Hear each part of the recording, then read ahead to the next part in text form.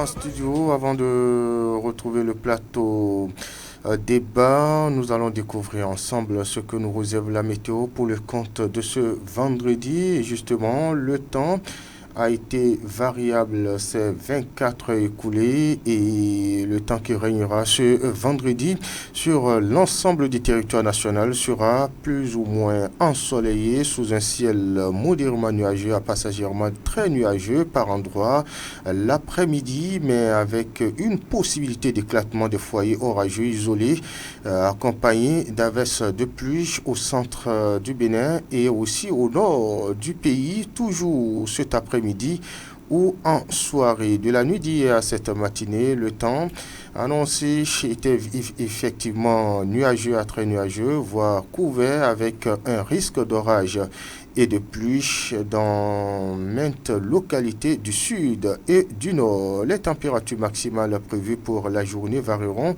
de 32 degrés Celsius à Dogbo, nous sommes ici dans le Koufou, à 39 degrés Celsius à Karimaman, dans la Liborie. Pour ce qui est des températures minimales pour le compte de ce matin, elles sont de 25 degrés Celsius dans la ville de Parakou, nous sommes ici dans le département du Borgou, et pourrait atteindre 28 degrés Celsius dans celle de Ouida, dans le département de l'Atlantique. Les vents dominants en surface souffleront avec une force moyenne faible à modérée et du secteur sud-ouest dans la plupart de nos localités. Quant au soleil, il s'est levé à 6h35 à Cotonou, 6h37 à Lokossa, 6h30 à Parakou, 6h34 à Djougou ainsi qu'à Kopago, 6h26 à Kandi ainsi qu'à Malanville alors qu'il s'est couché hier dans la Liborie à 19h. 2 minutes. Bonjour Malanville. Le plateau est déjà installé chez Bruno Gakli. Bonjour. Oui, de nouveau bonjour Lukman Ocho. Pierre Tapovo, bonjour. Bonjour Lukman Ocho. Ce matin, nous allons parler de cette journée. Le 3 mai, c'est la journée internationale de la liberté de la presse à travers le monde. Donc, la liberté pour les professionnels des médias d'exercer leur métier retient les attentions. Quelle liberté dans un contexte comme le nôtre?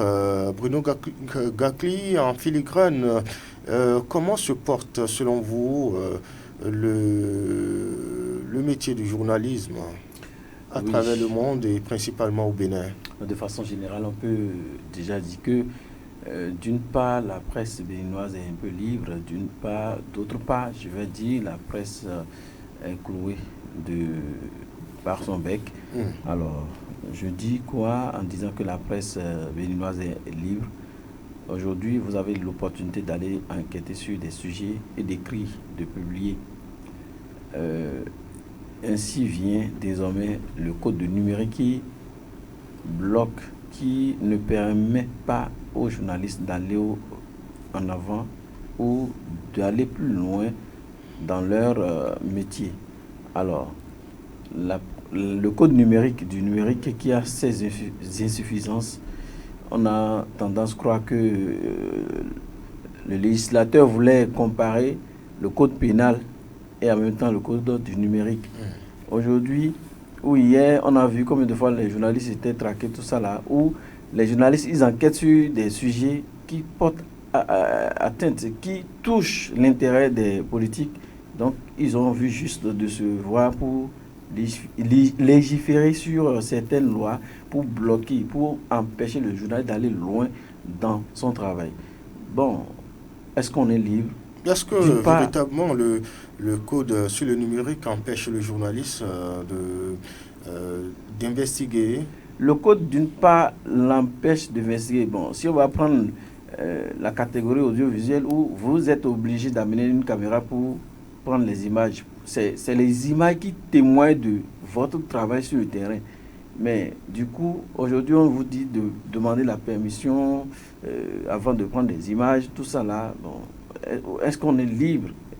Or, c'est vous qui avez le schéma de ce que vous voulez réaliser. C'est vous qui savez ce que vous voulez faire. Mais au moment opportun, où vous avez l'opportunité de prendre une vue sur, pour renchérir peut-être le papier, On vous dit non, vous n'avez pas l'autorisation, il faut que j'ai l'autorisation de la hiérarchie, tout ça. Là, on vous complique la tâche. Bon, c'est dommage, c'est dommage. Moi, je sais que entre-temps, il a été envoyé à l'Assemblée nationale cette demande de revoir le code du numérique pour permettre aux journalistes jusqu'à l'instant où nous parlons, rien n'a été. Donc, c'est resté comme ça. Ça voudra dire que, d'une part, le code du numérique favorise certaines personnes. Et quand je dis certaines personnes, c'est les politiques. Ça ne permet pas au journal d'aller au fin fond de sa recherche. Ça le bloque à certains niveaux. Moi, je vois que c'est une insuffisance. La belle preuve, l'image, je me souviens, il y a cet enfant qui a filmé son papa qui battait, le professeur de l'université qui battait, on a vu les images circuler. Mais si ces images n'avaient pas circulé, on ne pourrait pas infliger la loi, on ne pourrait pas quand même juger ce monsieur. Alors, cette vidéo aussi qui a circulé de l'autre côté de Nati Tengou, s'il n'avait pas ces images pour appuyer la réalité sur le terrain, aujourd'hui, on n'en arriverait pas à sanctionner ces personnes. Donc, d'une part, moi, je pense que le code du numérique bloque le journaliste à ce qu'il aille devant la scène pour mieux faire son travail. Très bien. Pierrette Apouva, ça c'est le cas du Bénin. Le journalisme, dans sa pratique, quelle est votre perception? Vous voyez, quand vous êtes journaliste aujourd'hui, même hier, je l'ai dit, si ce n'est pas par passion et que vous êtes dedans juste pour d'autres objectifs, c'est que vous allez démissionner sans atteindre même l'objectif que vous avez visé au début. Qu'est-ce que je veux dire par là? Aujourd'hui, nous parlons du journaliste. Vous voyez, c'est cette personne-là qui est toujours sur le terrain, à la recherche de l'information, à la chasse de l'information.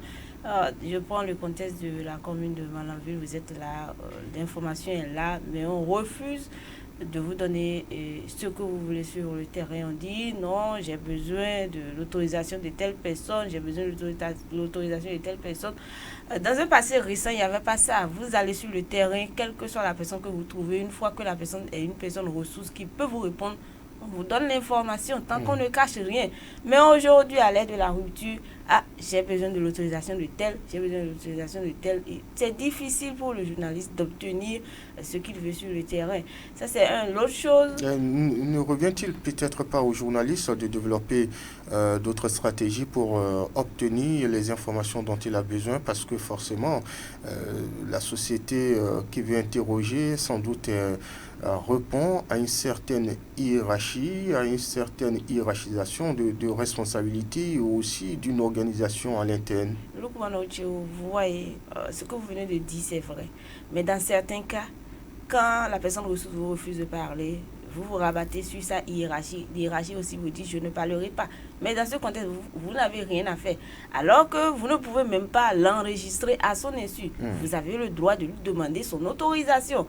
Donc du coup, nous sommes bloqués d'un côté. Parfois, vous divulguez une information et l'information se retourne encore contre vous. Malgré que c'est une vraie information, on vous dit que vous n'avez pas le droit de donner cette information. Dans ce contexte, allons nous parler aujourd'hui de la liberté de presse. C'est vrai, cette journée de 3 mai où on parle de la liberté de presse, c'est peut-être une journée qui existe depuis des ans. Mais aujourd'hui, quand on le remet dans le contexte actuel, moi je dirais que la presse n'a pas une liberté. C'est mon analyse. Je rebondis pour dire, la presse aujourd'hui au Bénin, au-delà, je ne sais pas si j'ai les statistiques, jusque maintenant, je ne sais pas s'il y a des journalistes enfermés. Donc, d'une part, ça voudra dire que la presse béninoise est libre. Si on a cette latitude d'écrire, de publier, aujourd'hui, tout le monde se dit journaliste. Il suffit juste d'avoir une caméra, de savoir écrire quelque chose. On ne respecte même pas l'art d'écrire. Tout le monde s'exhibe en journaliste. Et d'où le rôle de l'ODEM ou de la HAC de filtrer. On se confond sur le terrain. Donc, il suffit juste d'avoir votre téléphone, smartphone, de prendre des vues et d'écrire quelque chose. Et c'est fini, on pense qu'on est journaliste. Non, on doit aller au-delà de ça. On doit filtrer pour permettre aux journalistes vraiment de jouir de leurs droits sur le terrain. La carte de presse, on a vu combien de fois, ça nous a bloqué. On a crié lors des échanges avec les responsables. Jusqu'aujourd'hui, il y a des gens qui ne sont pas encore entrer en possession de leur carte de presse. N'est-ce pas aussi peut-être la photo responsable qui édite la carte de presse parce que l'on se dit à quoi elle sert cette carte de presse? Oui, c'est la faute assez responsable. Sinon, en temps normal, le journaliste a le droit, s'il remplit les critères, il a le droit, n'est-ce pas, d'entrer en possession de sa carte de presse. Ce qui lui permettra de percer les mystères sur le terrain, d'aller vraiment à son investigation, d'aller recueillir les informations. Mais ici, heureusement, on est dans un pays où, Dieu merci, ça marche. Vous avez votre carte professionnelle, vous pouvez exercer votre métier. Mais quelle est l'importance? Et on sait combien de fois la carte de presse a des avantages sur le terrain. Mais aujourd'hui, dans ce contexte, est-ce que c'est normal? En tout cas, pour la presse béninoise est libre. Parce qu'on écrit, on dit nos aspirations, on dit ce que nous pensons. C'est déjà un pas. Oui, mais dans un contexte où des médias restent fermés, on se rappelle cette sanction dite de mesures conservatoires de la RAC contre le groupe de presse La Gazette du Golfe. Le personnel est sorti de son silence pour appeler les dirigeants, notamment le chef de l'État Patrice Talon, a agi pour que la situation soit décantée, mais visiblement... C'est le statu quo. Oui. Et vous voyez, dans un média, quand on prend d'abord ce groupe de presse-là, c'est plusieurs fonctionnaires. Et quand vous prenez un fonctionnaire au sein d'une famille, imaginez la charge qu'il a. Et donc, du coup, on a parlé de mesures conservatoires, on a fermé, on a attendu 1 mois, 2 mois, 3 mois. À un moment donné, même le responsable était obligé de licencier tous ceux qui étaient là parce qu'il ne pouvait plus avec les charges. Il n'y a pas d'entrée, mais il y aura un paiement pour les salaires. Donc, avec ce licenciement, vous imaginez le nombre de personnes qui se retrouvent déjà à la rue, sans un travail. Aujourd'hui, vous n'avez pas un travail. Je ne pense pas que vous pourrez subvenir d'abord à vos propres besoins avant de parler de la femme, les enfants, la famille, les parents, tout ça. Là.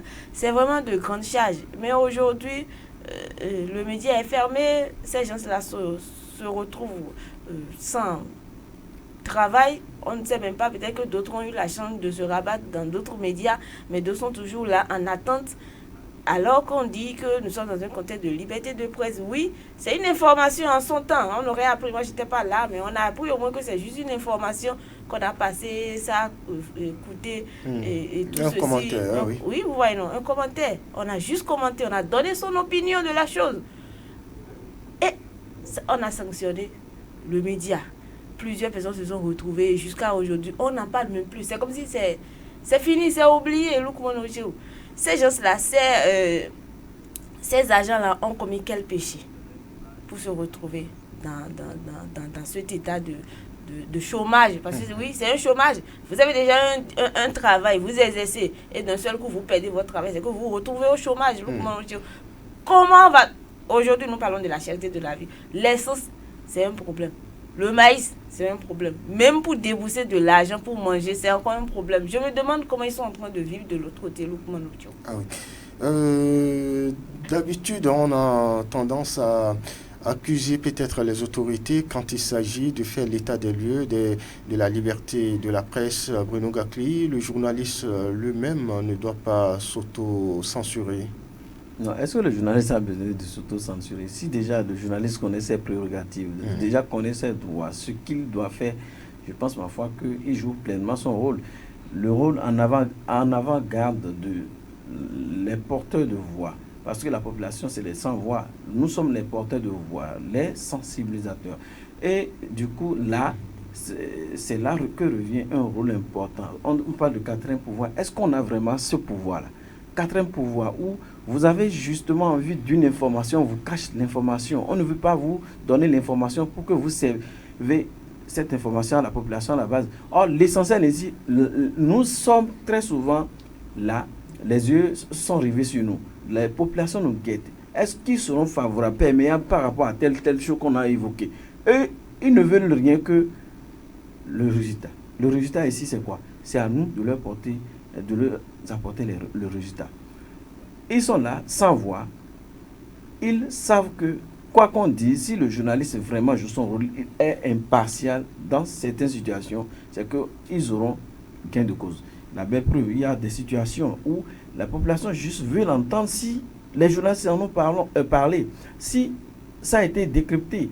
Et banalement, si c'est fait, ils sont fiers, ils sont satisfaits.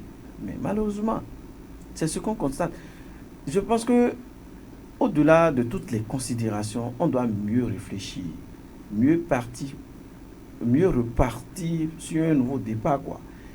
Vous voyez le au Bénin, par exemple, on a eu des cas, des situations où des journalistes ont été éconduits dans certaines régions où c'est pratiquement une zone inaccessible pour les journalistes. Et d'où la sécurité du journaliste, voyez-vous. Est-ce qu'on n'est pas sécurisé? Ailleurs, quelque part dans un pays, le journaliste, on ne peut même pas le voir, on ne peut pas le voir parce que vous êtes en studio, vous parlez derrière tout national. Ils sont là, peut-être que vous portez à l'atteinte de leur intérêt. Et quand vous portez, vous analysez, vous allez contre l'intérêt de quelqu'un, ça le choque. Pour lui, comment faire pour vous nuire? C'est ça son premier souci. Or, le journaliste, en tout état de cause, bon, il y a des journalistes, je ne sais pas. Ceux qui se disent journalistes, ça fait le problème. Mais le journaliste qui sait qu'il est, journaliste qui travaille vraiment pour le bien de sa population, est impartial. Le journaliste ne fait pas la politique. Le journaliste ne supporte pas le faux. Le journaliste reste au milieu des faits et essaie de jouer le rôle de l'arbitre entre les deux personnes qui peut-être ne s'entendent pas. Donc, du coup, sa sécurité est menacée. Sa sécurité. Vous marchez, vous ne savez pas qui vous suit. C'est que la sécurité du journaliste est menacée, d'où cela relève de comment faire pour vraiment pour sécuriser les journalistes. Ailleurs, ça se fait. Ah oui, ça c'est vrai. Pierre Tapovo, sommes-nous alors dans un contexte où on doit réexpliquer le rôle du journaliste parce que on a tendance à prendre le journaliste en adversité. Or, dans le fond, le journalisme est par essence un métier de contre-pouvoir. Ceux qui prennent le journaliste comme adversaire, c'est qu'ils sont dans une affaire louche peut-être, où vous venez simplement, peut-être vous le rencontrez pour une autre information, mais lui croit que c'est déjà ce qu'il a fait hier qui est illégal, c'est pour ça que vous vous êtes présenté. Donc du coup, on ne veut même pas vous écouter, on vous lague sur le terrain. Non, tout le monde sait, tel que l'a dit Bruno Gagli, nous ne sommes pas là pour aller contre les intérêts de quelqu'un. Mais quoi qu'on dise, même si c'est juste un sujet de chien écrasé, comme on le dit souvent dans notre jargon, c'est que ça porte forcément atteinte à l'intégrité de quelqu'un. Mais non, il va falloir vraiment qu'on repense l'auditoire, les personnes ressources vers qui nous allons souvent, il va falloir qu'elles se disent que non, ils ont besoin d'une telle information. D'abord, écoutez la personne. Parfois, vous êtes sur le terrain, on ne vous écoute même pas du fait que vous vous présentez simplement en tant que journaliste. On dit, les journalistes là, non, on ne parle pas. On ne parle pas, on ne veut pas parler. C'est ça, aujourd'hui, tout le monde a peur de perdre aussi son travail. La population veut un résultat. La population veut un résultat. Il n'y a pas de travail, vous êtes quelque part et vous donnez ce luxe-là de vous prononcer au micro, de donner la vraie information sans l'autorisation de votre hiérarchie. Vous avez toujours peur. Mais moi, je dis, cette affaire d'hésitation, cette affaire de prendre le journaliste pour adversaire, cette affaire de ne plus vouloir se présenter, se prononcer au micro, de fuir ses responsabilités, de donner la vraie information aux journalistes qui peut-être viendront le donner à la population, c'est à l'aide de la rupture. Donc peut-être que, on le dit, la roue tourne, c'est un passage. Peut-être que si cette aire-là tourne, peut-être qu'il y aura une autre aire qui va venir et qui va vraiment reconnaître le rôle du journaliste et on va reparler aujourd'hui de la liberté de presse. Je l'ai dit la dernière fois. Même le travailleur n'est plus libre. Oui, peut-il avoir véritablement C'est pas un régime qui viendrait et qui va dresser un tapis rouge aux journalistes. Je me pose la question. Moi, je dirais, Lukman Ojo, tout est possible. Et N'est-ce pas peut-être remettre à son adversaire un poignard? non, tout est possible, Lukman Ojo. Et tant que nous vivons, il faut toujours espérer. Moi, je l'espère vivement qu'il y aura un jour ici au Bénin où le journaliste sera vraiment reconnu à sa juste valeur. On parle de liberté de presse, on a décrété une journée pour ça, mais en réalité, nous, en tant que journalistes, on a des instances en temps normal qui doivent nous protéger. Mais au fond, on constate que bon, les gens sont certainement tapis dans les bureaux, mais quand il s'agit des journées pareilles, on sort, c'est des discours par-ci, par-là. Sinon, comment comprendre? Il y a une radio qui a été fermée il y a longtemps.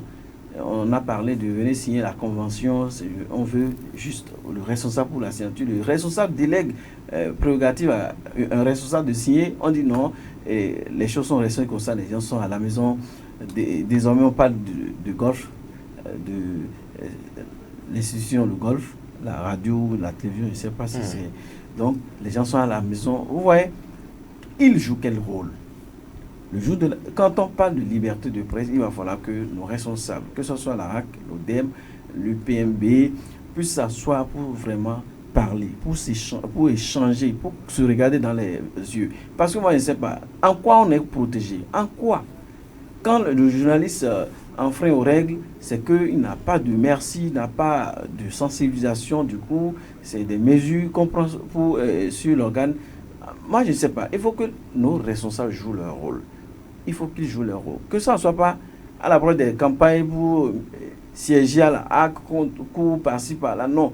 Il faut que les gens s'asseyent pour causer, pour nous protéger. Parce que le journal joue son rôle.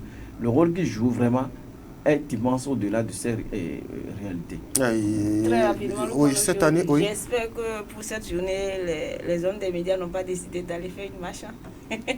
Bon, non, officiellement rien. Pour l'instant, on est... Vous savez bien que le régime actuel est allergique à la marche. Non, écoutez, on peut toutefois initier une campagne, passer un message, parce que n'oubliez pas que des confrères ont été assassinés dans ce Bénin. Jusqu'ici, la justice qui avait annoncé diligenter des enquêtes jusqu'ici, ces enquêtes sont restées lettres mortes, et donc les journalistes, à travers le fait tiers, peuvent initier des campagnes de rappel à l'endroit de ces autorités judiciaires à l'effet peut-être de réveiller ou alors d'élucider réellement ces affaires. Malheureusement, nous sommes dans un tel contexte pirate à pouvoir. Et la presse au service de la planète, crise environnementale et urgence du journalisme. C'est autour de ce thème central que va être commémorée l'édition 2024 de cette journée. En attendant que Reporters sans frontières RSF ne publie le classement mondial des pays selon la liberté d'exercer le métier dans ces États, quand on se refait aux chiffres des années antérieures comparativement sous Kérékou, on se rappelle, le Bénin s'est retrouvé 5e au plan mondial, et voilà, ça avait réjoui beaucoup, mais désormais on parle de 180. Oui, 180. On a dégringolé. Complètement, on a dégringolé. Nous espérons que la situation va s'améliorer.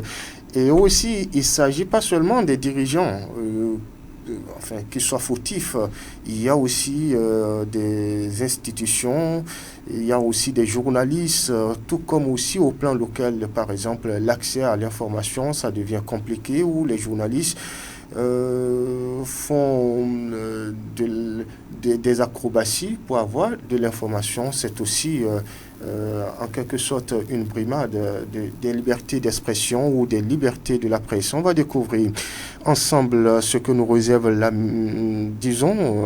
confrères de la presse écrite ce matin, et c'est Dabaro qui s'installe en premier. Célébration de la journée mondiale de la liberté de la presse par l'UNAMEL Bénin. Barnabas Sorokoma parle de la responsabilité des médias en ligne face aux défis environnementaux. Lire les détails, l'intégralité de sa déclaration dans les colonnes du journal Dabarou, qui annonce également un atelier de formation qui est prévu dans le cadre de cette journée. L'ODEM condamne plusieurs médias. Les détails évidemment à découvrir dans les colonnes du journal à la page 5 du quotidien, parlant d'une violation du code de déontologie de la presse béninoise. Dabarou s'en va et puis l'indépendance s'installe, mauvaise édition des stocks à Sobaps, de quoi s'agit-il? Danger de mort à Kugo, CNHU pour pénurie de Fidentaline, de quoi s'agit-il évidemment aussi à découvrir dans les colonnes du journal, notamment à la page 7 du journal L'Indépendant. 9e législature, regard critique sur l'activisme des femmes députées. Lire notre dossier exclusif dans les colonnes du journal le matinal de Châteaucourt, qui s'intéresse donc à cette actualité à la 9e législature. Fruit de la visite du patron de l'IFC au Bénin, plus de 61 milliards de francs CFA pour le secteur privé. Voilà, on me signale que nous sommes presque à la croisée des chemins et c'est Matin Libre qui s'installe en ce moment. Régime Talon, les regrets de Pascal Todinou Kandi, brouille au sein du conseil communal. Voilà ce qu'on peut retenir en une des journaux. La Nation parle également des audiences au Palais de la Marina, des perspectives heureuses pour les relations Bénin-USA. Voilà. Bono Bakli. Bonne journée. Bonne journée à nous. Pierre Tapovo. Oui, agréable journée à vous. Merci. Bon début de week-end à chacun. Ah oui, c'est déjà le week-end et surtout, bonne commémoration de la journée de la liberté de la presse à tous. Même les autorités sont aussi concernées puisque nous sommes au service du public et donc tout le monde doit se sentir concerné par cette commémoration. En direct chez vous, mesdames, messieurs, je suis Lukman Woroutiou. J'ai bénéficié de la collaboration technique de Doko Aboubakari. L'info reste en continu sur Sauter FM. Mesdames, messieurs, portez-vous bien. Au revoir.